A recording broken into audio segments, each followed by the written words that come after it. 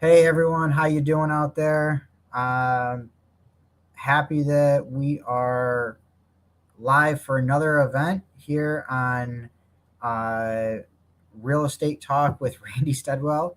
I have I talk that. So I have here the great Ron Ron Walraven, and awesome guy. He has about 24 years of experience, and we're going to about to talk about most of them. But again, this is Real Estate Talk with Randy Stedwell. If you haven't yet, check out the YouTube channel. If you're on the YouTube channel, make sure you hit the subscribe. Uh, if you're on the Facebook group, either go over to the YouTube channel, hit subscribe, or stay here, whichever you prefer. And uh, without any more introduction, here's Ron. Ron, how you doing today? Hey Randy, how are you? I'm doing good, doing good. So, really want to say thank you for coming on with us and joining us to joining us, with our group, our Facebook group, as well as the YouTube channel. So, and kind of wanted to, you're a big player in the Metro Detroit area for wholesaling and just real estate in general. So I wanted to bring you on and see if I can add some value, and you can provide some value for the group, and then at the end we'll see how we can add some value to you. So, Okay. all right, awesome. So, let's kind of get started a little bit. And by the way, anybody that's out there, if you have questions for anybody, please do put them in the chat, and then we can go from there. Like, we can answer them as we go, and and you'll get my perspective as well as Ron's perspective on this. So, on any of the questions. All right. So, with that being said, Ron, tell us the backstory, the origin story of how Ron got into real estate and what happened, what got you in there. Well, if we go all the way back to high school, which is a long time for me, by the way, uh, I'm 59 years old. I've been around a little bit longer than most in our world. Uh, Okay.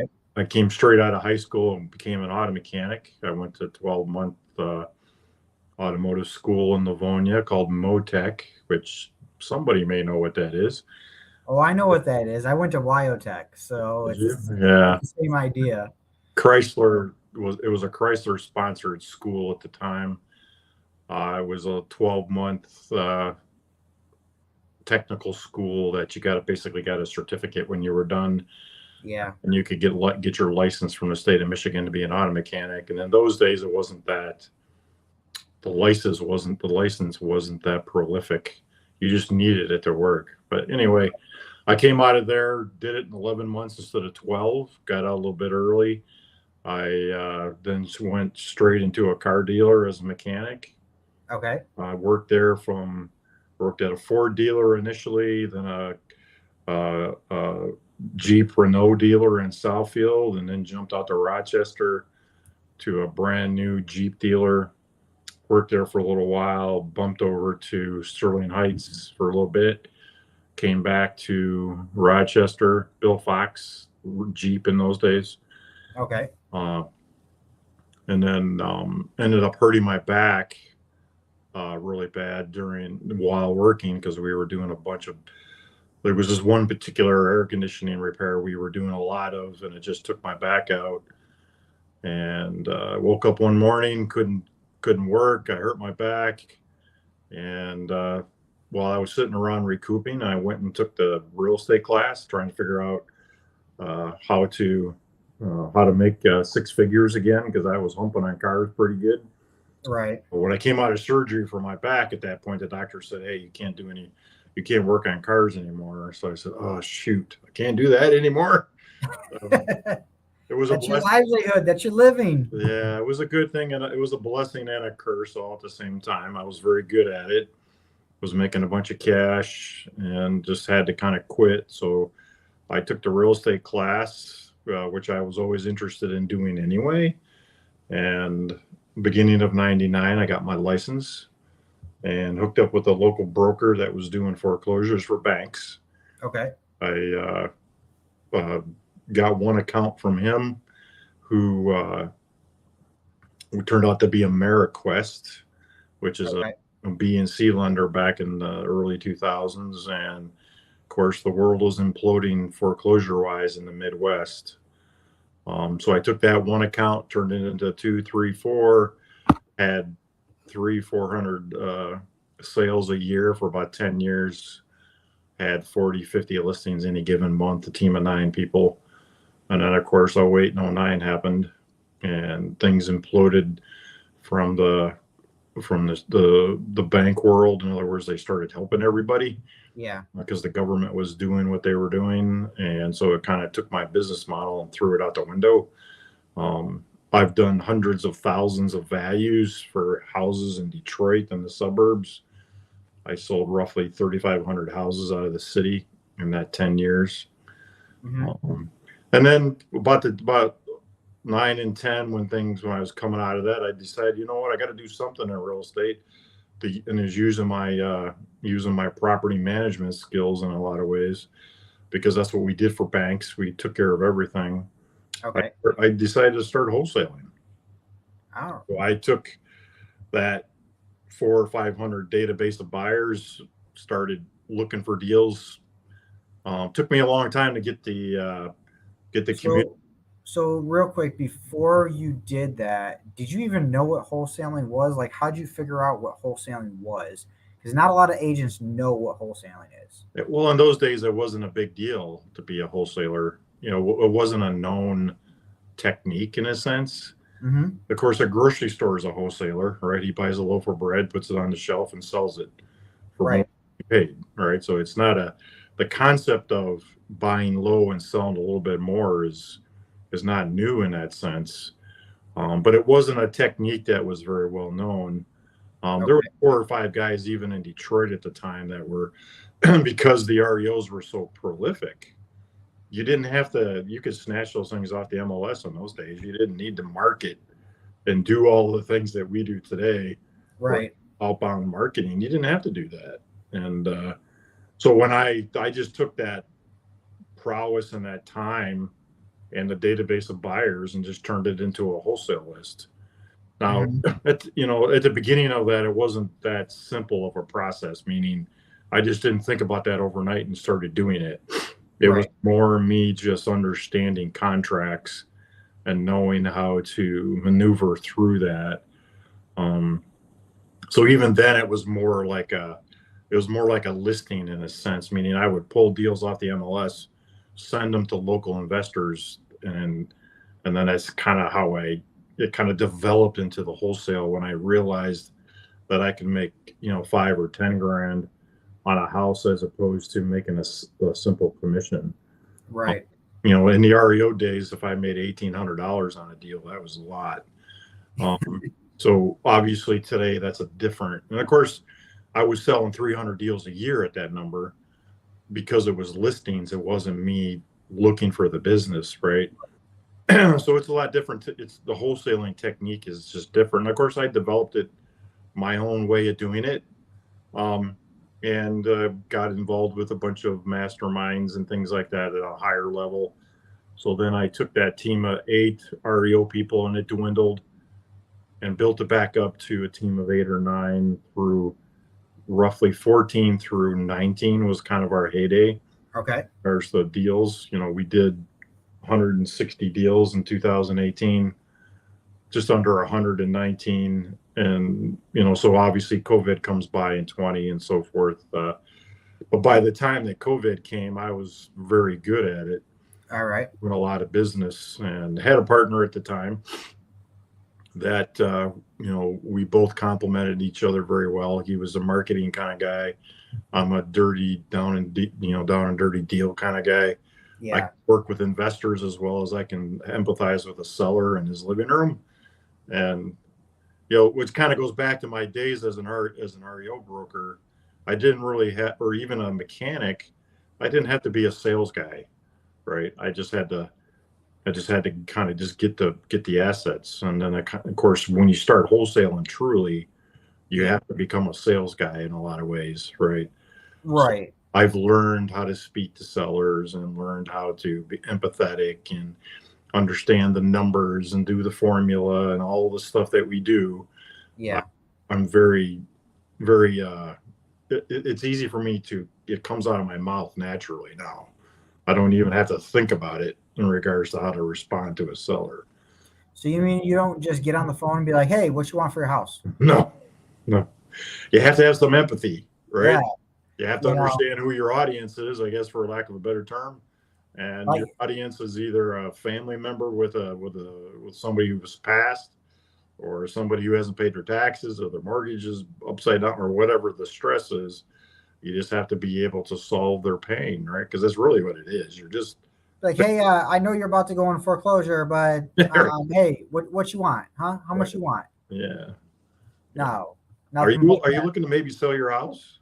Well, Yeah, maybe, well, why do you call me? Well, your name's public record.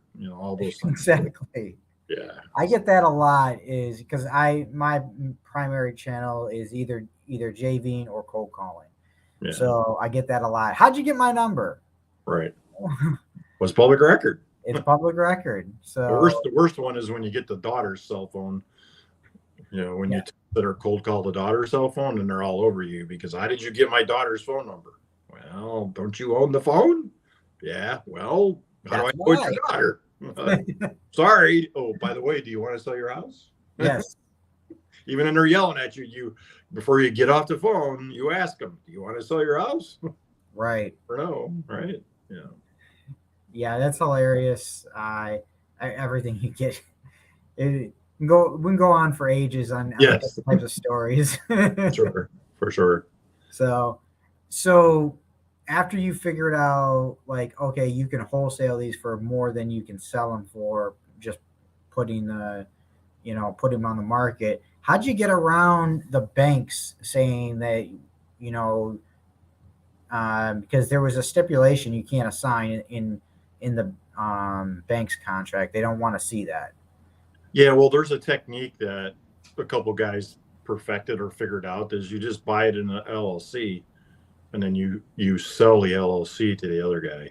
So Gotcha. if you buy a bank REO, which there's not very many of those around today, Right. but back in the day when there was a lot and I was on the broker side, that was the way that those guys did that. They just sold the LLC, or they just tied it up. You can change the name, which the banks didn't like. At the end of the day, I was always the buffer. I Yeah. would just kind of because I really just wanted those guys to talk to me. Just Yeah. tell me what you're doing so that so that we can put this deal together so that you can get a house and I can get paid. Um, Essentially, you wanted to be in the room with them, you correct. know, Yeah. and it didn't realize until in the beginning it was just, okay, how can I get paid? But then after a while, you're like, okay, no, tell me your processes. I want to know what you're doing because I want to do that later on. And You there know? was a lot of people that asked me that question too, like, well, why don't you invest, Ron? Because if I was selling 300 houses a year listed wise, that's a lot of hard work Right. to do that many deals. To do 300 wholesale deals, you have to be pretty good at it. And you have a big staff if you're doing 300 wholesale deals. To sell 300 REOs, it wasn't they it wasn't as difficult as it would be to sell 300 wholesale deals. So Right. they would always ask me, and I would just tell them, well, I came out of being an auto mechanic into real estate, and I got bills to pay. I'm Yep. just trying to make a living and trying to feed my family. And of course, just as when I hurt my back, that forced me into real estate, the implosion of the REO market forced me into wholesaling. So I'm an entrepreneur. I just Yep. go where I can make the cash and I just figure it out. Because even now, with our market changing, it's a lot different again. Meaning everybody could just breathe and wholesale a house and list it and sell it the last couple of years. Now we're kind of back to some. You actually got to know what you're doing to sell You out. actually got to know the numbers, Right. You got to know. Yeah. So, and you can't just throw something against the wall and see if it sticks. yeah. You Now know, I like to do that, but I just yeah, reach my hand out and grab it when it falls off the wall. That's right. what I do. And I've done Well, it enough that understanding what the banks are thinking, meaning even from a yeah, list perspective, understanding what an agent's thinking on both ends, right? Because I yeah, buy houses too, and then put them on the MLS and sell them. And a lot of realtors, they don't understand, what that looks like as a, like you just bought that house. The public record says it's John Smith. And I said, well, I'm buying it. Well, how much did you pay? Oh, I'm not going to tell you that. And of course, right. then they figure it out. And, if I'm selling it for 75 and just paid 50, they will say, well, you can't do that. And I said, well, yeah, I can. And don't you wish you were me? Like, hey, you could do exactly what I'm doing. I don't see the problem. Yeah, Don't count my money, by the way. Count yours, not mine.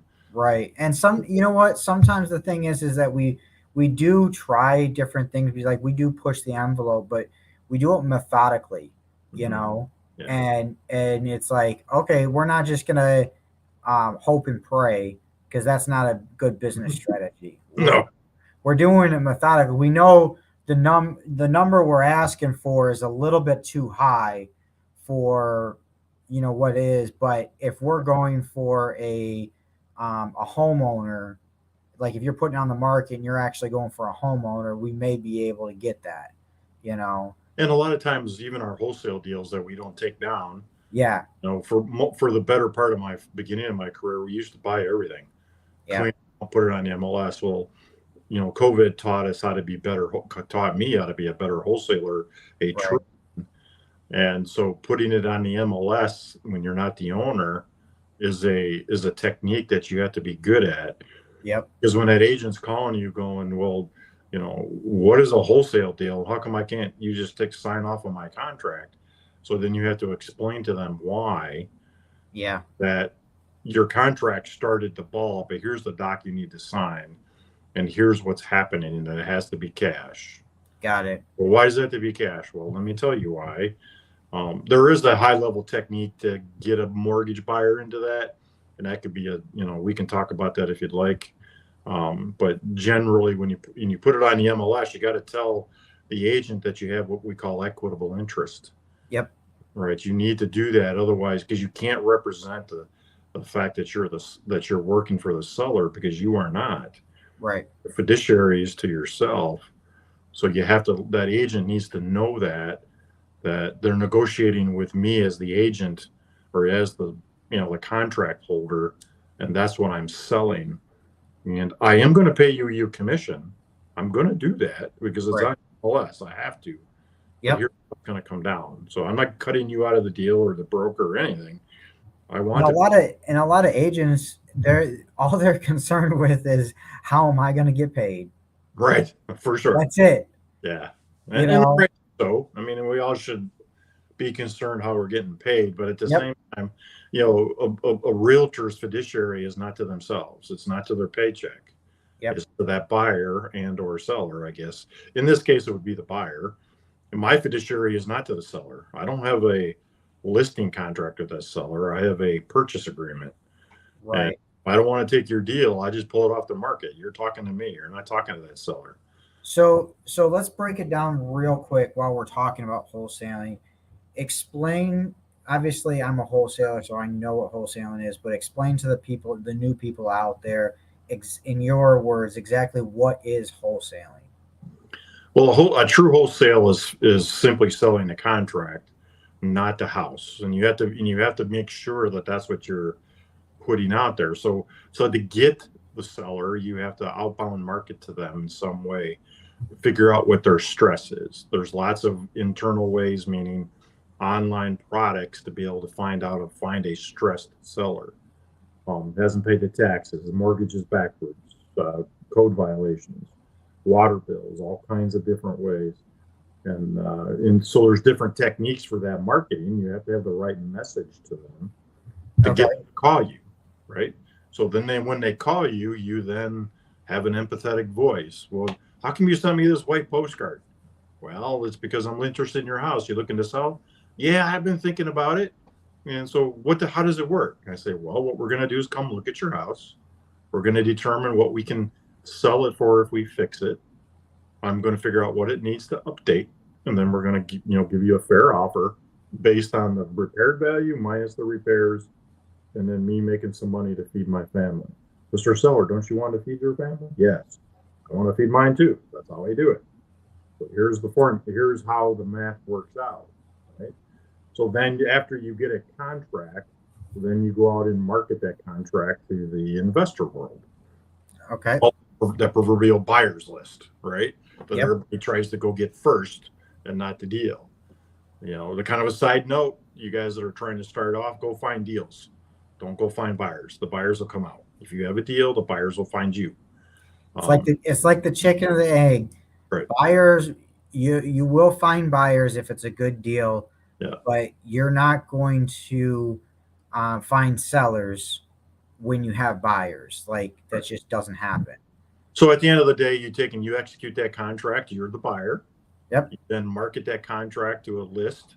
You can do that on Facebook. You can reach out to me. I got a list. You can send it to my list for a fee. We all have ways to do it. You just call me and say, maybe I want to buy it. But hey, Ron, I got this deal and so. What do you think?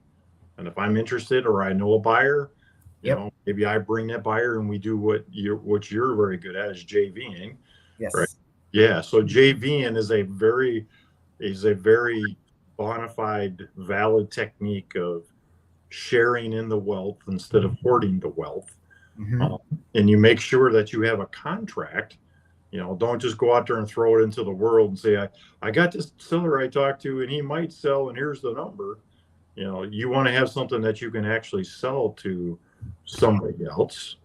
So, and that's a very important thing out there. If you do not have it under contract, you should not be advertising it, period.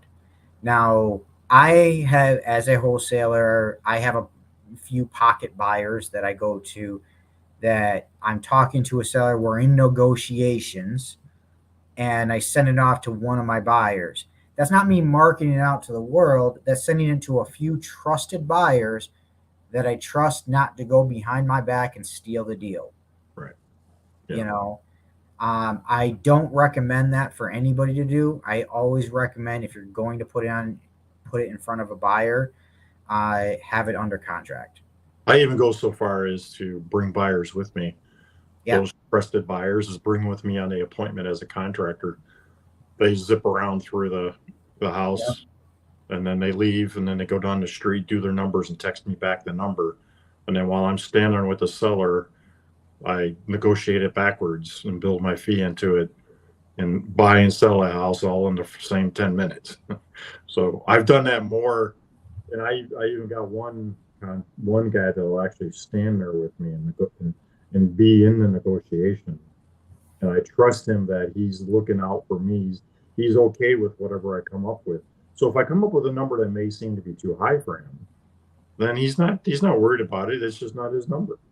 So then, right. Because I'm looking, my job at the appointment is to make the deal. Exactly. That's my job, is to get a contract. Yep. And do that truthfully and with integrity. Tell them what you're going to do.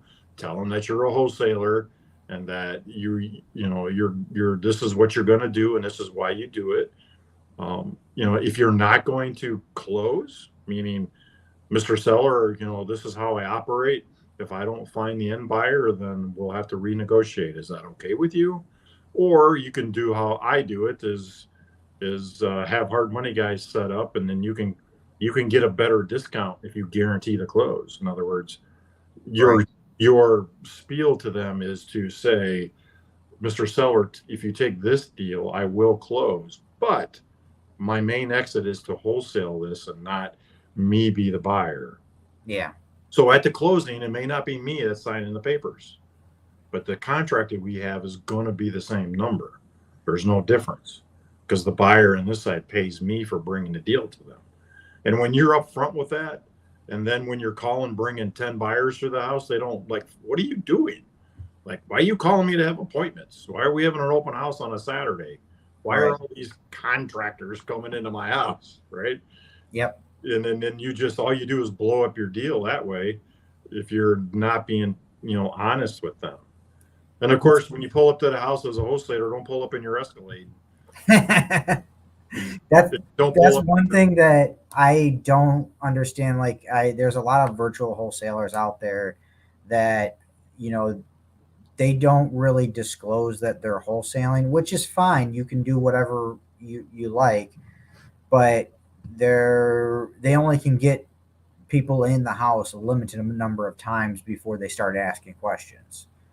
So You to know. continue down to the answer to your question is once you find a buyer and you assign it to them, Yep. you have a single document that takes that purchase agreement, puts the buyer in between you and the seller for a fee. Correct. So if you buy it for 50 and you're selling it to your guy for 75, the assignment doc says 25,000. Now, how does the buyer know that it's equal to 75? You got to give him the contract. Mm-hmm. In other words, because he's going to honor all of those terms, which are him paying the closing costs or whatever you negotiated with that seller. Okay, so you put in your assignment contract the fee. Yeah. Okay. I don't hide anything in regards to the buyer and or seller. Yeah, Now, so I don't hide it, but what I do is I put the assignment, like for instance, if we got under contract for 100,000 and we're assigning it for 115. So I actually put in the assignment fee in the assignment I put 115, and then the contract is 100, and so the title company just gives me the difference. they do the math. They for do, you. yeah. Yeah. I mean, I've never had a buyer balk at the fee because we negotiate because they don't know that number up front. Meaning, Yeah. they don't know what the underlying contract is until it's over. Yeah. So when I always tell them if they start barking and squealing at me, I say, look, this is your one shot with me. If you don't want to do this deal, that's fine, but you'll never get another deal from me. I had one guy actually do that with me, and I haven't sold another house. Yeah. I don't like, as soon as you start counting my money, Right. more than likely it's not going to happen. And I had a house in West Bloomfield probably 6-7 years ago that I made 90,000 on the wholesale deal, and I sent the purchase agreement and the assignment doc to the guy. He didn't say a word. So Yeah. now that guy, he's a very bona fide buyer. So I already knew that he probably wouldn't squawk anyway, but he knew not even to jest in it. Like, just signed it. And in that particular, he actually wholesaled it again. We jumped it again. And there was enough room in there, right? Yeah. So, shame on me in a sense of not getting enough. Yeah. But at the end of the day, I'm okay with that. So I needed to be just as cordial to him, and the fact that he had another buyer that upsold it for another 10, right? Right. And it worked out well. And that guy bought lots of houses from me. And obviously he's passed away since. Jeff Bitwitz, if anybody knows, he's one of the best guys in town, and he was a lender and everything else. There's a core guys in Detroit. There's probably 10, 12 of us that really kind of play the circle. Yeah. Todd Chun, Tommy Desmond, Tom Harderman, you could go on and on, right? Oh yeah. So there's a good set of players that we just do what we're supposed to. So now to kind of get down the road, once you get that assignment, you give that to the title company. The title company, knows what to do with it. You need to find a title company that likes assignments, because some of them don't. And even some of them have recently have decided that they want to disclose to the seller what the fee is before they'll close. And I just say, if for some reason the wholesalers or the buyers using that title company, because we agreed to that, and they do that, then we just don't do the deal. I'm not going to tell the seller what I'm making, not on purpose. Right. So at the closing, there's two statements. There's a seller statement and a buyer statement. So they don't cross. Yeah, and if you have a good title company, they won't. They should not, and you should have that we've had a problem before where a title company accidentally showed the buyer statement to the seller and the seller statement to the buyer, and it was. I mean, we got it through it, but oh my god, Yeah. yeah. Typically, if I have a seller I think is going to be kind of squirmish, I'll actually go to the closing because I don't generally go to the closing if I've it's. never, I've If never been to a closing in 2 years I've been doing this. you probably should go at least to understand it. So I've you been gotta, I've been to my own closing for my own yeah. personal house, but that's about it. When I was doing REOs, we used to go to all of them. Because if the bank found out I didn't go to a closing as their agent, that's a problem. Yeah, So I wasn't going to cut off the hand it was feeding me. You know, some when I was doing a lot of business, 05 and 06, it was tough to get there every closing because sometimes we'd have multiples in a day. So I just started sending staff. But my point being is, there's no reason for you as a wholesaler if you're jumping the contract. There's no reason for you to go right. unless you think that the seller just it's a rapport building thing too. As a because it's not like a realtor. It's not like you're bringing them a gift for Yeah, anything, right? Like a realtor might do. You're just there to, if you're there, is to support the title girl. Trying to because sometimes there's an explanation, and I have a very good assistant that is in total communication with the seller yep. right up to the closing, and generally I'll call her and not me to kind of get clarification. So she's a good buffer for me. And then of course if there's some money issue with that has to be decided, then of course my assistant texts me and asks me the question, kind of thing. Yeah. So Nicole Tender said, "Hey guys, how's it going? How's it going, Nicole?"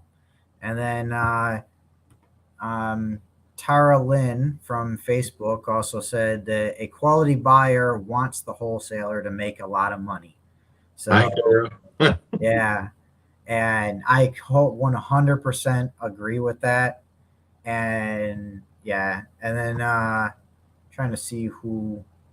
Here we go. Shyla Johnson wrote, "So many big players in Detroit seems saturated. Does an individual wholesaler even have a chance before they jump on all the lists with their robust resources?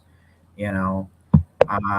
So I'll let you answer that since you. Well, Detroit is a very residential area, and as you point out, there's players in town that we've been doing this a while.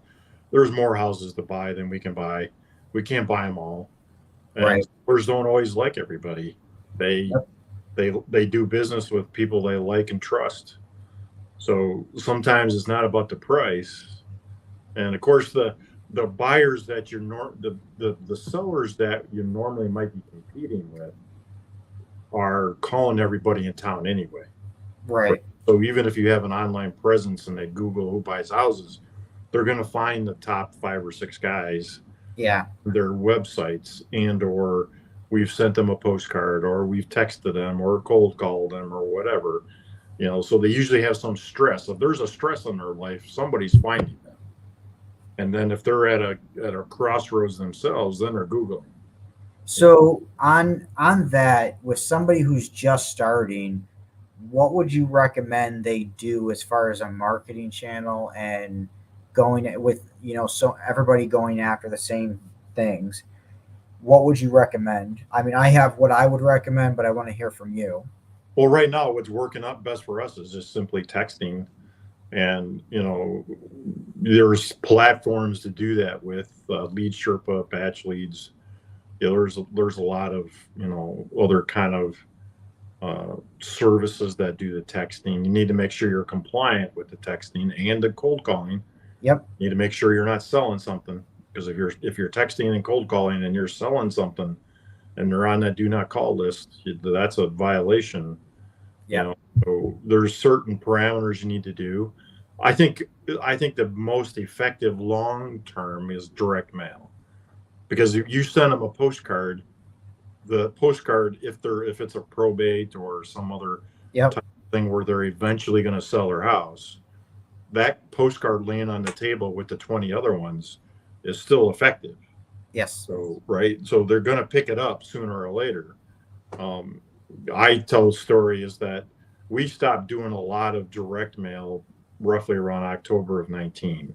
We just kind of stopped. We were doing 100,000 a month right up until then. So that's a lot and that's expensive. And Right. so there's, that's a little bit different process when you do that much mail. But even today, we still get a call from that one of those postcards sitting on somebody's table. The last Royal Oak House I did about 3 months ago came off a postcard that two other acquisition guys that I was using are no longer with me. Their photo was on that postcard. And picked it up because she had liked it then. Yeah. And wrote a note on there, and she had some stuff to work through in regards to the estate, right? So she finally decided it was time to sell. So she went through those cards, and ours was on top. And we put that deal together, and and then texting. What I like about kind of the main thing that I do is a combination of those two. I get a list, I text that list. Mm-hmm.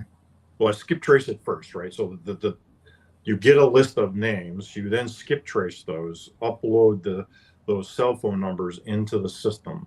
You then do a string of text to them. Mm-hmm. So one of three things is going to happen with the text. It's either going to get blocked, or they're going to tell you to go pound sand, don't ever call me again.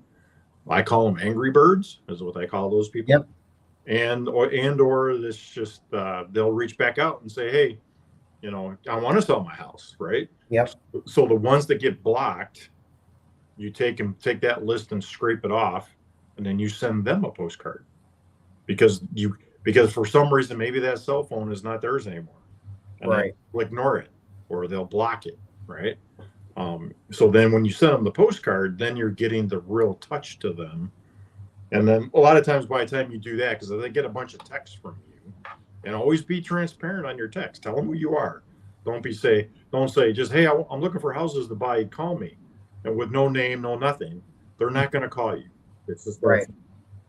But put your name and stuff in there, and then you send them the postcard because the Verizon's system is very volatile against those types of texts, and the system will block it. And you can work around it with a system called Twilio, but Twilio is expensive. You have to pay like a half a penny for each text, and we do 1,000 a day roughly. Costs us $20 a day just to send out the text along with the platform, right? And then it tracks it. Yeah. What's important is to track what you're marketing, so you can track the inbound to know what's working and what's not working. So the biggest thing is first off, yes, that's 100%. Tracking tracking what you do, so you know what's working, what's not working, your cost per lead. Right. But so if somebody didn't have too much marketing dollars or anything like that, they're just starting off, they wanted to get a proof of concept at the moment. In my opinion, I think a driving for dollars list is the best way to go. Now, what is a driving for dollars list? Is you driving the neighborhood that you're going. Now, sometimes you can do it virtually, but we'll start around your neighborhood, wherever you're at, and you're taking down addresses that are in rundown condition, they look distressed, and now they may not come up on any mainstream list because they may be all caught up on their bills and right. Or anything like that. But so that's one way, I think, to get started, get the proof of concept ready, and then you take that list, skip trace it, and in my opinion, you can text or you can cold call. I would recommend cold calling because that way you don't have to worry about a lot of that stuff. But if you're not some people are texters, then do the texting. And I think that cold calling gets you a lot of experience of how to talk to a seller, right? Yes. Because if you get one that's live and wants to sell, then what do? that's always used to joke about when I was first a realtor. You cold call listings, right? You want to sell your house? Want to sell your house? Want to sell your house? Yes. You need to know what to say when they say yes, because the majority of them are going to say no, right? So if you're cold calling, I'm not going to call it a script, but just have something in front of you that kind of gives you like an order of questions, right? So Right. you can ask them, because when they say yes, what's the next thing you should ask them? Well, tell me about your story. Tell me what's up, right? You don't have to be what's the matter? You didn't pay your taxes? That's not a good thing to say. You just, Right. well, tell me your story. Why are you looking this up? Well, my grandmother died, and the grandpa's living in there, and we just put him into the nursing home, and now the family, I got two deadbeat brothers that doesn't want to, whatever, right? Yep. So, but of course, while they're talking, you need to be typing something over those notes to kind of, and then I think at first when you're doing it, go to every house you can get into. Now, Yep. qualifying them is always what you should do, 100%. but going there just to get the experience of, number one, figuring out the value and understanding people's responses to you. And of course, the gold's in the follow up, right? We all know that Yeah. most of the time they're not ready when you first touch them. You got to keep calling them, and then build that rapport so they call you back when they're Yes. finally ready. So that, because if you're calling them because you saw long grass and tags in the window, there's a lot of other people doing the same thing. So Well, yeah, yes, and I'm going to say that yes and no. Yes, there's other people doing the same thing if they're on a list. If they're not on one of those, you're behind on your taxes, it's a blight ticket or anything like that. right, If they're not on any of this and the house just looks run down, you're going to be the only one contacting them. Yeah. So the only competition you have is other people doing driving for dollars. Yeah.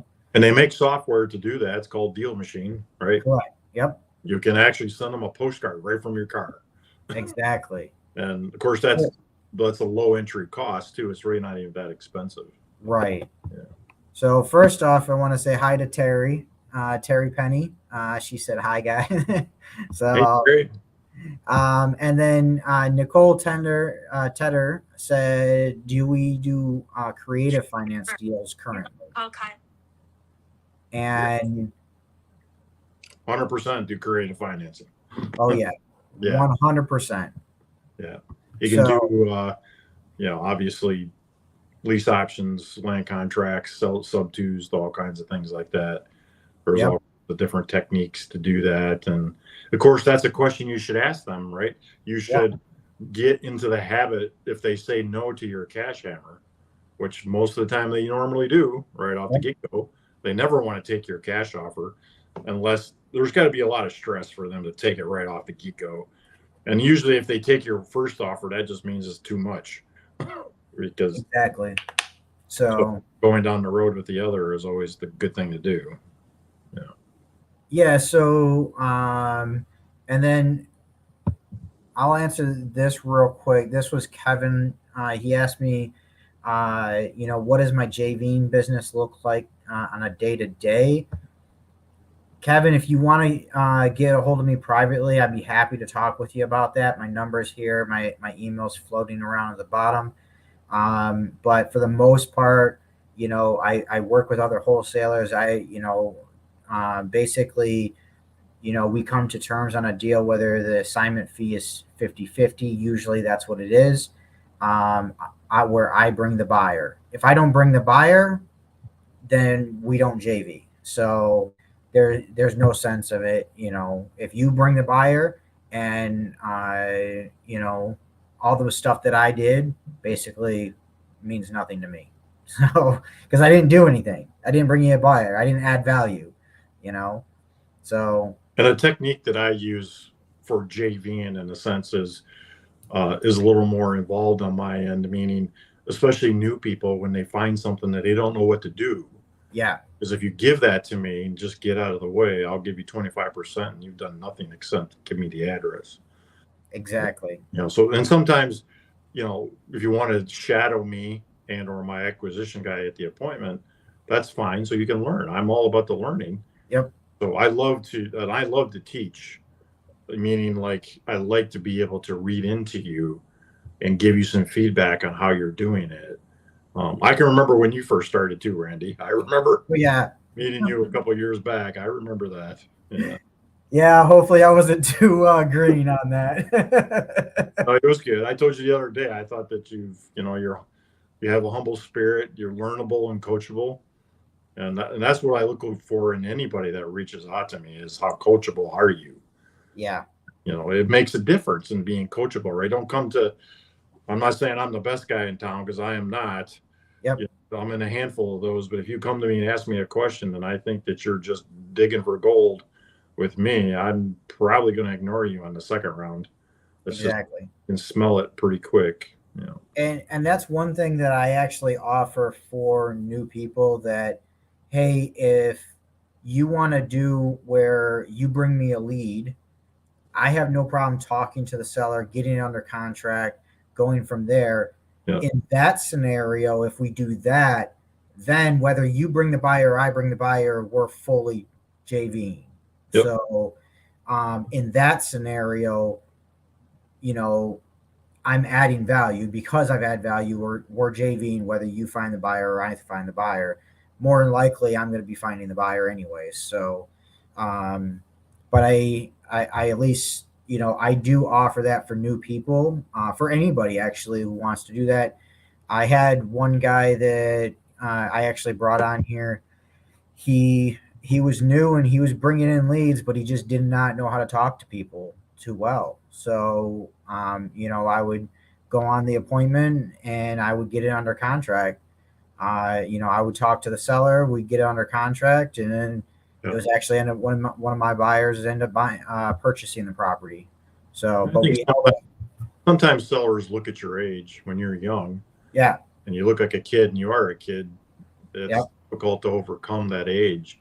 I remember when I first started even just doing real estate in general, and I'd go on a listing appointment and the seller would say, well, how long have you been doing real estate? Like 2 months. That was like the kiss of death. Like they're not going to hire you to list their house. Oh yeah. There's creative ways to like reframe that in a sense, but that's, for me, I'm old enough and look like I've been weathered and probably can pay cash for your house, right? You show up when you're 18 years old, JVing or bringing somebody with you is always a good thing to show that credibility, at least at the beginning, until you can kind of get your feet wet. Oh, 100%. Yeah. And this kind of goes back to, Shayla Johnson, she came through, she's saying sometimes it feels like all the good leads get snatched up before I even start. But I guess there are enough deals out there for all of us. 100% true that there are enough deals for all of us, and don't feel like they get snatched up. The worst thing you can do is feel like you're losing out on the deal and up your price, and then it stales and you can't sell it. Stick to your numbers. Yeah. Period. Yeah. Because if you get a reputation of sending out your deals that are too high, people won't even look at your deals. Every time I've gone out of my formula, and I can pretty much guarantee, like almost every single time I've gone out of my formula, and I'm like, well, maybe I can push it out there and get a little bit more, okay, and just to get the contract, it's backfired. Right. Yeah. It's always backfired. Yeah. So, 100%, I recommend you do that. Just stick to your numbers no matter what. And what will happen is they will, if they don't sell to you, it'll come back around, and if it doesn't, there's always another deal, so. Yeah, for sure. And then, Kevin kind of replied to that and said, the deals get snatched up by people who consistently follow up. Right. And that is right. The money is in the follow-up. I will tell you that right now. Just keep following up. Yep. So if you're not embarrassed with your offer is low enough, or if you're not embarrassed by your offer, it was not low enough. Yeah, for sure. That's Terry who said that. And sometimes you have to be careful with that too, because you like to lose that seller. if you really jam them up. And sometimes I do that on purpose because Yeah. you just don't know, and if it's a house I want anyway, because of some reason, I'd rather get them to say no than me say no for the most part. But I'm not opposed to. I just said no to a guy that's got a piece of property on the water on Cass Lake that I just told him, I said, I'm not your best buyer, and I'm not even your best listing agent because I don't work that kind of seller Right. or I'm sorry, buyer. So And I even tell the sellers that, hey, sometimes I may not be your best buyer for this. Why are you not putting this on the market?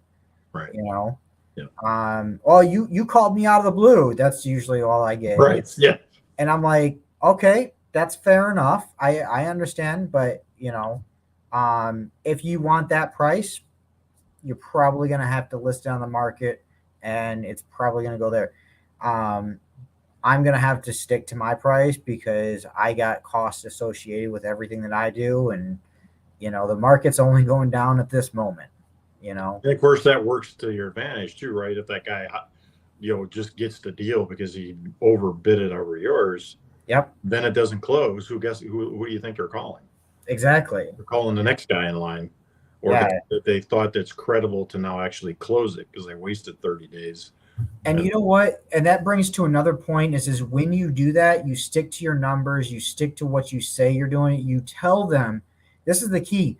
You give evidence of why you're lowballing that offer. right, Because this property sold down the street. I'm gonna have to put X amount of dollars into yours in order to get it up there. I'm gonna have to feed my family. I'm right, gonna have to do all that. So when you do that, now to that seller, you've just become a creditable yeah, person. yeah. You And you know, need to frame your responses to them, using the word term lowball, just yeah, like just gives me the cringes, like yeah, that's a bad word. You know, yeah. No, you don't ever want just, to use the term you lowball. You I'm you looking you for a want to. discount. How much of a Yeah, discount can I get discount. because There I'm you go. this or that, right? Um, So, and somebody that from like negotiating standpoint, a guy named Chris Voss, who wrote a book called Never Split the Difference. You read that book and it plays on the psychology of what a seller thinks. Or, yes. he was an expert hostage negotiator. Hence the point, never split the difference, because he couldn't split the difference when he was trying to save somebody's life. And Right. I mean, I to this day I listen to a couple YouTube videos every week, and I just learned something from him on how to label it. He calls it, Yep. or seems like you're irate, right? That seems like helps. It kind of frames it a little different for you to their mind. Yeah, 100%. And I will say another wholesaler in the area that is really into the whole psychology is, and he was actually on the panel at the meetup, which is Philip Blake. oh So yeah, he is. I've had him on the channel. I'm gonna have him back on the channel as well since we renamed it. But he is all about the psychology yeah, of all of it. So, yeah. And one, it's not always about the price. no, And if you're not like fixated on the price, the cash hammer, as I like to call it, get away from that. It's not.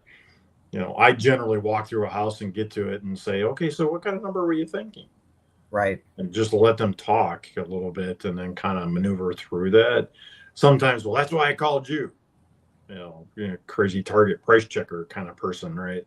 And, right. so usually I give them a couple more shots at giving up the number before I just give it up. And of course, I lowball it in a sense, Yep, anchor it down so we can come up, right? That's the whole point. And usually those kind of people, you don't get to the middle with them anyway. When they're really harsh on the giving them a number. yep, Usually it's because their pain point isn't hard enough yet in regards to that, or they're just when you're cold calling, you get a lot of those guys. Well, give me 500,000, I'll sell it to you, right? And of course, the houses were too. Um, right. they'll always say that to you, especially with texting. I get get that back so many times. And so you just have to have the thick skin with that. And I Yeah. Or, said before, I always, get in the door with them, yeah. talk with them is the experience you need to do at the beginning. Yep. Because sometimes they say yes, even though they'll tell you they want 500, and you get there and you're saying, well, it looks more like it feels more like a 250 to me. They'll say, yeah, I was kind of thinking more like 3 anyway. Right. You just all of a sudden you think, well, what the heck? Like, Yeah. but you told me 5, right? So you didn't, if you hadn't gone Yep. to it, you wouldn't have known. You wouldn't have known. Exactly. And that's the thing. Like, if you're a new wholesaler, you need to get the experience of talking with them, going to the appointments. If you're on the phone with them, that's great. Get that experience, but also be in person. You can only get so far of being on the phone with somebody. There's a lot of these virtual wholesalers who do this full time virtually and all over the phone, and that's great, but in my opinion, you need to be face to face. Yeah. You know, You'll get better deals and close more exactly. if you're standing in front of them. I think, and of course the virtuals, those their technique is only set up just to get contracts. Right. And I hope that most of them tell them that's the seller, that's what they're doing. Because sometimes I get those virtual guys that call me all the time. Yep. They're from Arizona or someplace not in Michigan. They Yep. Google and find me, and they call up and say, "Do you like co-wholesale?" So I always know that's what it is when I get that question. Yeah. Well, of course I do. You got it under contract? Well, I'm just kind of shopping it. Well, then call me back when you have the contract. Yep. I had one call me today from in town. She's from Michigan and she has this house and she wanted to know if I co-wholesale. I said, yeah, send me that. You got it under contract? Yes. I said, well, send me the details, and sent me 4 photos and no price. Like, I'm thinking, I don't understand. How am I going to buy it from you if I don't know how much the price is? That's a big thing with the 4 photos. Like, yeah, you should be having the price, but at least I hate it when they have like 2 photos or 4 photos and they expect you to be able to sell the property on that. Not to mention that they got those photos from the seller. Yeah. Right? They didn't do it themselves. They got it from the seller. And they don't, so tell the seller to take a photo of the front of the house. Just give me a front house. Like the one I got today, all interior stuff. Like, I had to look it up on Google to figure out what it looked like. Yeah. So Kevin actually asked, Ron, how do you decide whether you go on the appointment versus offer over the phone? Well, while I'm on the phone with them, listening to them, I do a quick value search. Generally, I use Zillow. It's easy, it's quick, it's usually close these days because Zillow's numbers their system has a lot of historical data now, which is how their algorithm works in regards to getting numbers. Yeah. And, in a lot of ways, because I've done so much business, I can kind of tell Zillow's like all wet. But even Zillow's sold data comes off our MLS. Right. So if it's close and around the property, then you can get a ballpark, and then you kind of gauge their price checker system, right? Are they just price checking, or are they really serious about possibly selling their house? And you got to. I don't think there's a true hard answer to that question. It's more being able to smell it, meaning you just know and understand their motivation. Usually, like, somebody says, I'm coming into town, my mom and dad passed away, I'll be there for 3 days, and I'm going to have 4 people come through the house. Do you want to come? And they'll usually say, I'm having an open house, right? So I'll go to the open house. You just can't hurt. And usually I go at the end so that everybody else has been first, because they're not going to sign a contract. As much as you're hard at them at the beginning, they're not going to sign it. So going in last as much as you can is always the best bet, in my opinion. You don't want to be the first guy in the door, because they'll never sign with you if they got 3 other appointments. They just won't. That is true. Yeah, they won't sign the first one because they'll, so if they say that they're having an open house, yeah, And come at and the if right, and if you say something to the effect that when I walk out the door, the offer is not valid anymore, they're not calling you because that's right. that's a pressure tactic that car salesmen use. You get bombarded all day long with that kind of stuff on the radio and Yep. television. Just don't do it. If your number's right, you just wait it out. That's just Yeah. what. So usually, how I respond to that is, I say, hey, my offer is good for a little while. I'm just letting you know the market's changing Yeah, for sure. every month, every week. So, if you call me back, I may have to, if it's a some time difference, I'm gonna have to rerun the numbers. But for the most part, I'll try to stay around the same area. So Yep. just keep in mind this market's going down, and you don't want to catch a falling knife. And you need to use that as your advantage Yeah, about the market falling. Like if you wait a couple more, and that's an honest response. yeah, Not like you're making it up. You're just, exactly. hey, 60 days from now, I may have to reevaluate that number. If you're really serious about selling it today at this number, then we need to do this now. Because as a wholesaler, you're looking about velocity anyway, right? If you Yep. get a contract today, you're going to hopefully sell it tomorrow. That's the point of what you do. Yeah. So, unlike a rehabber, which is why you have to, in a falling market like we have now, you need to build in that extra little piece for the rehab guy because he's the guy you're selling it to. He's the Yep. one that's going to have to be out 90 days, 120 days, and he's worried, which is why a lot of the rehabbers are hunkered down. A lot of the big guys that buy a lot of houses now they're just finishing up their inventory Yeah. because they don't want to buy at the Yeah, there's a lot of them right now that if they do buy flips, they need them at a severe discount. right. Um, so a lot of people are buying right now are buying holds where they want to add that value so that they have that extra equity, but they're gonna need a decent discount. And of course, you've got the one-off guys too that Yeah, they just need to keep their crews busy. Those are the best ones because they'll pay more.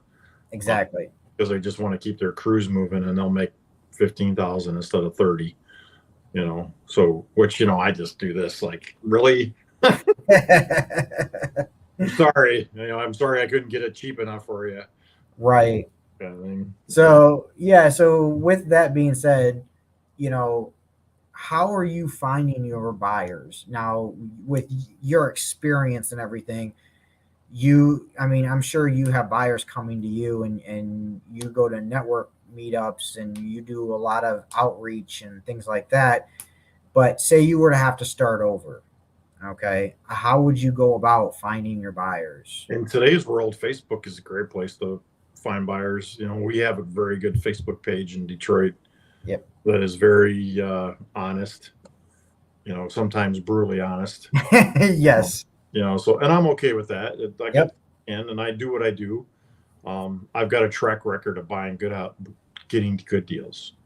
And So how do you differentiate in the Facebook posts uh, somebody who's a buyer versus another wholesaler trying to like daisy chain the deal? uh, I don't know if there's a science to that. There's an art to smelling somebody, asking, I don't Facebook a lot of deals because my list is pretty good. Right. Wait, and my list is very intuitive. Like the system I use to blast that list, I can tell who opens the email and how quick Right. they. My experience as of late is usually within the first 10, 15 minutes, whoever's going to opens it. And then if Jessica, my assistant, doesn't get a call back from one of those, then the price isn't that good. It doesn't mean it's not good. It just means that the guys that are always looking at my list, they just don't want it, right? Right. And recently, I've been, because I'm a real estate broker, I have access to the MLS, so I have access to all the realtors' emails and stuff. I've got a list of realtors that have investors, and that's kind of like my third tier send is to send it to the realtors, because then I got to pay a commission to do that. Yep. Or I just tell them right up front that I'm not paying a commission. In Yeah, general, with your buyer. yeah. And of course, if I send it to them, well, I'm going to pay the commission because I'm not desperate, but I'm looking for the buyer. That's Right. all. And the house I had in Roseville and Patao, that's how I was having a hard time wholesaling it. I ended up buying it, and then still having a hard time when I put it on the MLS. I sent it to a list of realtors, and it was an investor guy that just happened to be on my list, and meaning the realtor list, and he bought it. Now Right. the upside to that is he's buying it for himself, so he doesn't want the commission anyway. So it's just like me selling. It's actually better for me to sell it to a realtor with no commission, because then I'm still paying the closing costs again, but I'm not paying the 3% on the listing, or on the buyer commission side. Got it. And I always ask them too, if they're realtors buying it for themselves, I always ask them, are you taking the commission or not? Because that has a lot to do with my counter. Meaning when I counter them, I take that into consideration, what they're doing, how they're going to take the commission or not. Right. Yeah. So, how do you how are you working with agents besides just paying them the commission? Have you, as far as on the acquisition side, do you reach out to them to try to get their off market deals or anything like that? Sometimes I do. It's not. I think it's becoming more a technique now because the market is slipping. So getting on the MLS to figure out what property has been on the market for 90 days plus, Mm-hmm. where the numbers are, the MLS is very good at data. So you can figure out where all the cash buyers are buying by simply doing a search of cash sales in the last 30 days. So then you can look up and get a buyer's list from that. Or the realtors that sold them that house, send them an email and say, hey, I got this property. Or you can kind of work backwards to square foot number. So in other words, if you look at all the pretty houses that sold, let's say they sold for $100. Of course, the general formula is 65 minus repairs, right? So Right. it's not that difficult to then go look up all the listings that are 65% of $100 a foot, right? Mm-hmm. And find a listing that way, even Right. if it's an expired one. Yeah. If it's expired, and then you obviously need to figure out whether it's sold or not, because a lot of times it doesn't sell on the MLS, but it was there. Just look at the public record to see if there's a deed transfer and call that particular, skip trace them and call them. Don't necessarily call the realtor first, because you don't want to have to put yourself in the position not to pay the realtor. But if that's the only way you can find that seller, then do it. Yep. I know a lot of realtors just from all the REOs I sold. So a lot of guys that have investor friends, I know the ones that are still in the business. And there's a handful of guys that used to do what I do. Some of them still do it in regards to because there's a handful of them out there.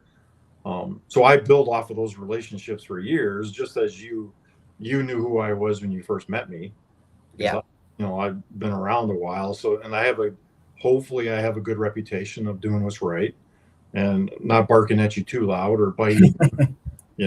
Sometimes if I bit you, that's because you deserved it for some reason. And that's one thing is that if somebody like Ron, or any of the bigger, if they gripe at you about something, or hey, you better pay attention to it, and you better reanalyze what it is you're doing, because I've done that before, and it's funny because I was on the Facebook group that you were talking about, and I looked at that. Somebody had a wholesale deal, and I'm like, I think it was like he's trying to sell it for 40 grand. It was one in Detroit, and I commented on there like, dude, I tried selling this for 25 grand, and I got no traction. Period. Like blah blah blah. And Todd, one of the first guys that I JV'd with, private messaged me, said, don't do that. Right. He's like, there's no reason you need to call out people like that. You don't want to be that guy.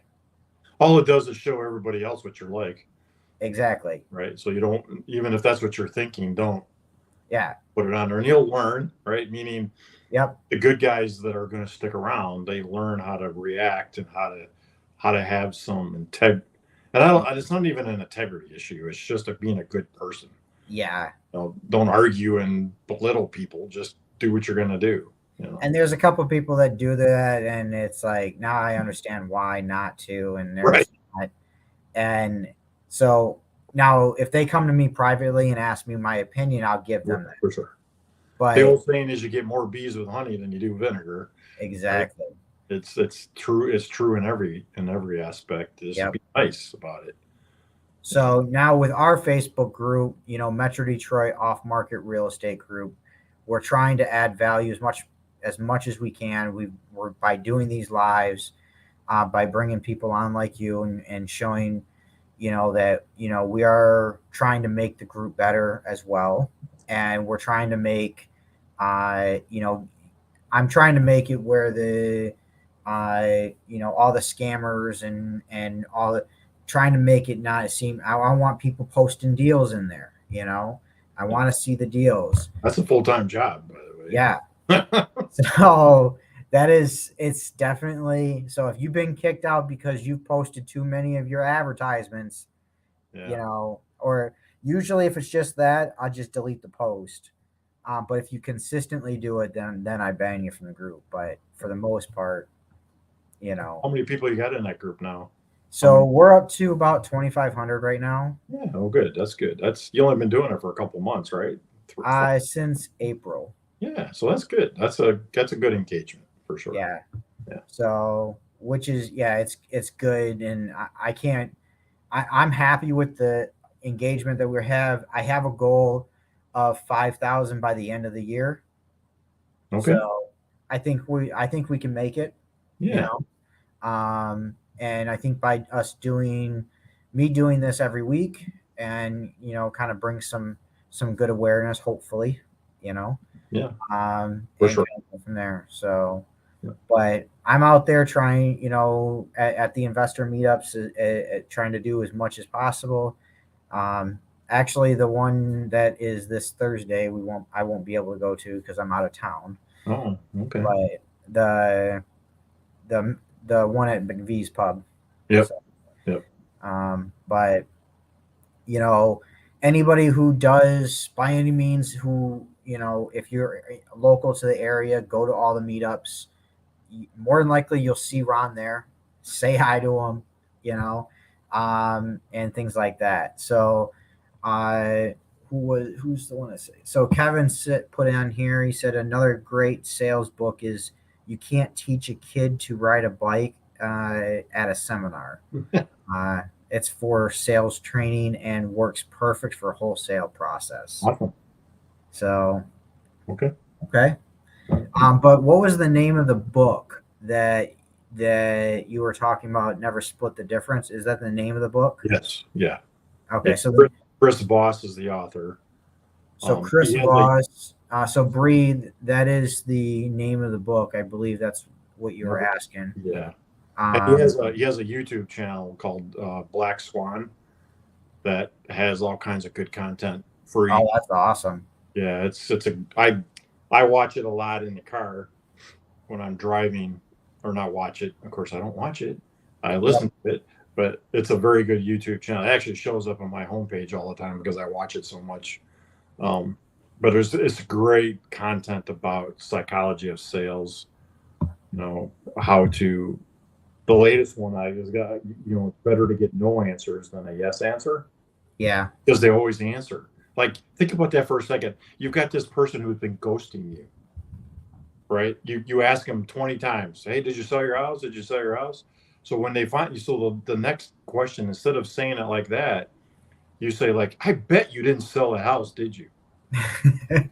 Right? Yep. It works. Like, yeah. Oh, yeah, I did sell it. Or no, I didn't sell it. And then of course you get them to engage you again, which is really the key. So that Steve Train has a script, And in his script, you need to get their attention within the first 30 seconds. And in his script, he goes, "Hey, I don't suppose you have time to talk about your property on blah blah blah."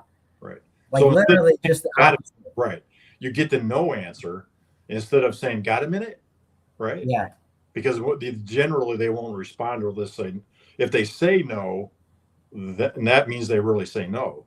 But if yeah, you say, I bet you don't have enough time for me for a minute, do you? right. Right. So And they're like, "What do you want to right, know about the right, right. property?" You know. So I right So now I'm waiting for people to start using that on me and learn, kind of catch into it, right? Because sometimes I can be baited into things for sure and not even realize it. yeah, 100%. So with that being said, eh, anybody who's watching here, whether you're on here live or you're watching on the replay, um, what is your plans for the future, and then how can we help maybe move you towards those plans? Well, I think that I'm trying to kind of maybe switch up my my wholesale plan. Wholesaling, pays my bills, Yep. kind of thing. And I've been doing it long enough that it doesn't thrill me as much. Gary Keller talks about, and I used to be a Keller Williams agent, talks about an entrepreneur gets restless about every 10 years. And Yep. I think back to my life as a mechanic. At about the 10, 12-year mark, I was restless, which led me to hurting my back, which led me to real estate. I was an REO broker for about 10, and Okay. wholesaling for about 12. So it's like I'm ready to kind of make a level up in some way. So I'm trying to transition out of that into more, a lot of guys are running at multifamilies. I think that I'm, trying to maybe look for large portfolios of singles from some tired landlords, Yep. being able to get good at that acquisition side and analyzing it. I'm in the process of underwriting one now, and I've learned so much in the last 2, 3 weeks of how to look at that and Yep. see it and how to do the numbers, because I'm so used to the Mayo, right? Yep. ARV times 65% minus repairs. Yep. That's been doing that. I can do that in my sleep. So doing it with income producing assets is a different animal for me. I've Hmm. I've done it before, but not at a high level. Yeah. So if you come across a landlord who's got 20, 30 houses that he's just trying to unload because he's ready to get out of the business and he's looking to take terms, land contract or seller financing of some sort, I'm all ears. I'm very Hmm. good at deal structure, especially with seller financing. And Hmm. if you come across deals with sellers that you can't pay that much cash and you need some help to figure out how to buy that house, with some creative financing, give me a shout. Um, and I guess I could have probably put my cell phone number up there. I didn't think that you would do that, or you could do that. But Yeah. if you reach out to me at 586-413-6190, that's my cell phone, five eight Okay. six 413-6190. You text me and say, "Hey, Ron, got a minute?" And just if we've never met or whatever, just remind me your name, and Yep. I'll tell you when I can call you back, have a conversation. I have a Calendarly link, that I can send to you that has my calendar for a 30-minute free consultation. I'll send that. I can send that to you if I'm busy for the next day or so, and we can set up a bona fide time to meet or to talk on the phone, kind of thing. If you want me to go on an appointment with you, I have another link for that. That sets it all up, gives me all the details. If Hmm. I go with you, it's going to cost you half the deal. If I go with you in the house and talk about it, it's going to cost you half your fee. I think that's fair. Yep. Um, and so, I mean, at the end of the day, to answer your question, I'm trying to transition into some more, maybe wholesaling those portfolios, which I'm very good at wholesaling, obviously, Yep. to get bigger fees with less work, right? So you're looking to wholesale the bigger deals, not necessarily keep them for yourself. Well, it depends. It just depends. Yeah, it just depends on the deal. Yeah, and I've got an agenda to collect some cash. I've got But some baggage to take care of. that I'm trying to, glean that off quickly. It's easier to, if you can get $100,000 commission or a fee, it goes quicker than selling 10 of them, right? Yep. So that's kind of my agenda initially, but I would like to get some cash flow. I'm not a I'm not a bona fide cash flow guy, but I can see the value in it, in regards to cash flow every month, and looking at things from purely like how much do I make in a month as opposed to the cap rate. Hmm. It does matter. If you have 100 houses and you make 200 grand a month, and the values are low or high, there's a whole different way to look at things. Yeah. Also, the depreciation as well. So. And not to add to the way too, I'm also looking to get into some assisted living facilities, meaning Okay. like 6 to 10 beds, as opposed not necessarily the big stuff. Yep. It seems the bigger stuff is more memory care and medical end of life kind of stuff. That's not what I'm interested in. I'm more Yep. interested in like foster care, where Mm. you have 6 to 10 beds in a house in a neighborhood, and they have their own caregivers and things like that. I'd like to find some properties. Like, I don't want to be the operator. I want to own the real estate and sublease Right. to the operator. That's You kind don't want it to be like a 10-unit apartment building. You more want it to be like a house with 10 bedrooms of or two houses with 5 bedrooms each, you right. know. Yeah, and of course, there's a very specific look to an assisted living house, right? They're usually Right. rented on slabs. You don't need a basement in a house like that. They usually Yep. have big circle driveways for all the parking. There, Hmm. a lot of times they're built side by side so that you can have more beds with less exposure in a sense, right? To have a Right. big 10-bed building is a different animal than to Hmm. have 2 6 beds. And the licensing is different, and the stuff you have to do is different. And so, but my point is I'm trying to learn how to do the assisted living and to analyze big portfolios. So I'm on the hunt to learn that well, so that I can take the wholesale business and hand it off to some staff I have that just pays the bills and gives us a decent, That's awesome. passive stuff. I'm looking more for the wholesaling side to be the passive thing, not the rentals at the moment. Yep. That's kind of where I'm at. Yeah, so I'm trying to learn more about how to underwrite a apartment buildings. Yeah, And it's an art to do that. it's very hard and everyone seems to be different and Yeah, it's all area based as well, like right. what I might pay per door in Royal Oak is going to be different what it's going to be in White Lake. For sure, 100%. So Yeah. it's kind of like, okay, well, how do you figure that out? There's not too many comps, so Well, it's comps for multifamily stuff. You're not going to find a comp. It's all income based. yeah, So how much does it make based on your cash in? exactly. And That's where I'm trying to learn all that. And like we learned at that meetup on Saturday, Yep. he uses a 10% cash on cash return instead of a cap rate. Yeah. So you got to do one or the other. You have to be Yep. able to evaluate that property's value. And of course, at the end of the day, what you want to do is get money out, right? Mm-hmm. You buy it, the discount, fix it, and then refi it out to get your money back out with some cheaper long-term financing for it to cash flow, right? That's the whole process. That's what you do. Yeah, or if you do that, or if you find, somebody who's willing, what, I'll give you your price if you do the seller finance deal. Yeah, for sure. Yeah. Where I don't have to do that. I don't have to refinance you out. And we just you give me the terms that I want, Right. So. And that's an art. Negotiating stuff like that's a whole different thing than standing in front of a stressed out seller. Single family house. It's just different. It's a different sophistication to that seller when they own apartments, because they didn't get that apartment building because they're a regular homeowner, right? They have sophistication to them already. And the people who do that, mainly, they actually know what seller financing is, and they, they have a specific goal. Whether they're choosing not to do it or to do it, is because maybe they need to get into something else. Right. So for cash, another project for sure. Exactly. Yep. So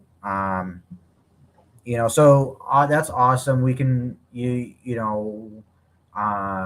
We can put out there like however they can get a hold of you. Say your number again, just so that people can get a hold of you. 586-413-6190. Okay. My email address is ron at waymarkhomes.com. Okay. I prefer you text than to email.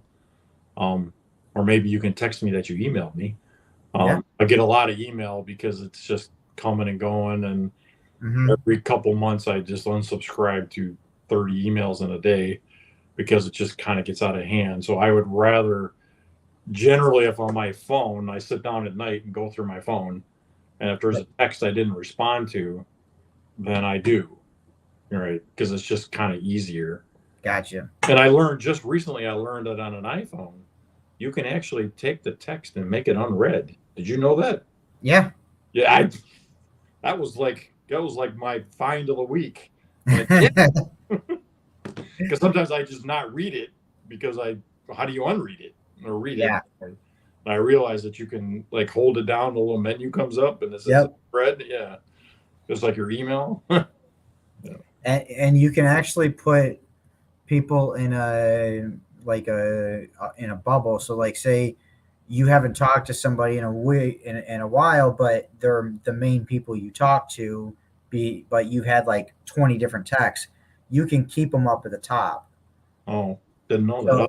So like for instance, your wife, your if they call that phone, you can keep them up at the top, and then any text message or anything like that, it'll just show the notification there. Yeah. My wife had to teach me that. So. I have special tones for my wife and my kids. Yeah. Because if the normal one, I just somewhat ignore it initially. Gotcha. It's because it's just always going off. But when I hear that one from my wife, then I usually look at the phone. Right. Because she's obviously texting me for a reason. Awesome. So if you're watching live or you're watching the replay, I want you to comment below and tell me whether this add value to you. If you like more videos like this, we're going to do these type of videos every single week. Also, I want to know what other type of videos you want us to do, and we'll go from there. Now, so with that being said, I really appreciate you, Ron, you coming on here with us and giving us your wealth of knowledge. So, you know, any last words for the audience out there? Just don't be afraid to reach out to me. I think sometimes, Yep. like, I'm not calling myself a pretty girl, but sometimes the pretty girl never gets talked to because you're so pretty, right? Don't be afraid to come up to me. Like, I don't think I'm going to be at Otterman's meeting on Thursday. Yep. I think I have or something else. I can't think of it now, but I won't be there. But Okay. if you see me at a meeting and you haven't met before, just come up to me and tell me who you are, what you do, and if there's a way I can help or we help each other. Text me. Yep. If I'll generally respond to you, and don't think you're bothering me if you retext me. Right. Because sometimes it just gets buried in there, and I don't do it on purpose. At least I try not to. Right. So Terry asked about the meetup on Thursday at McVee's Pub in Troy.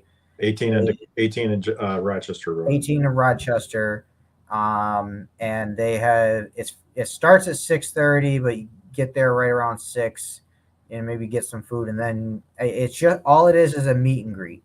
There's no speakers or anything like that. It's just a meet and greet.